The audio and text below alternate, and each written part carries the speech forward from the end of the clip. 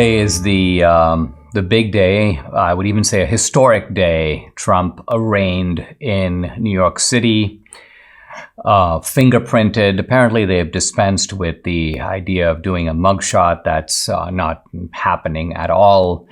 And the judge has also denied media requests to have cameras in the courtroom for the trial itself. But already there have been reports of clashes outside the courthouse, Trump supporters and Trump haters sort of scuffling. So this is shaping up to get ugly and also divisive in the worst way. I mean, the country, Debbie and I were just talking about this a moment ago, is already divided in very fundamental ways. This is only going to make that worse, and with consequences we may all look back and regret. Now, the reason this is so divisive is not because a public official or even the top public official or even the former president is being accused of a crime. That has happened before. Now, an indictment like this hasn't happened before, but it's happened before in other countries. There are other leaders of countries like Brazil and Pakistan and others I can think of off the top of my head, where a president or former president finds themselves facing a trial. It's, of course, not inconceivable that a former president can commit a crime. But when you look at the charges here, or at least the reports of the charges, I haven't seen the indictment sheet itself because what I've seen is the result of leaks coming from Alvin Bragg's office. Now, it's worth taking a moment to realize that leaks themselves are illegal.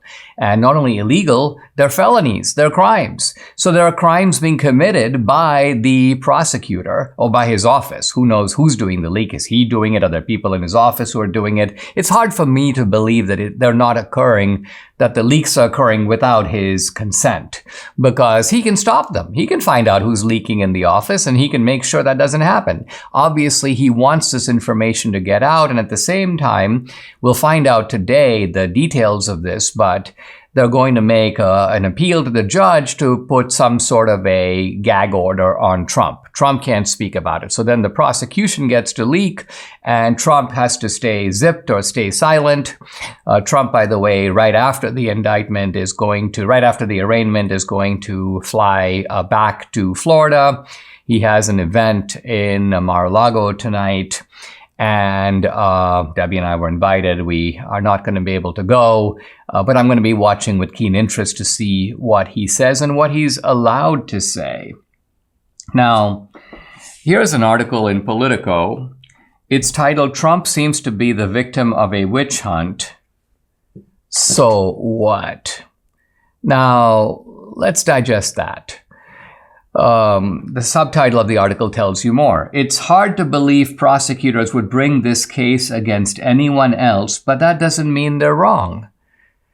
Wait, if they wouldn't bring the case against anybody else, why bring it against him? Is it the case that the law, in this case, only applies to him and to no one else? Or if we have equal rights under the law, and this is really the chant of not just the left, but the never-Trumpers.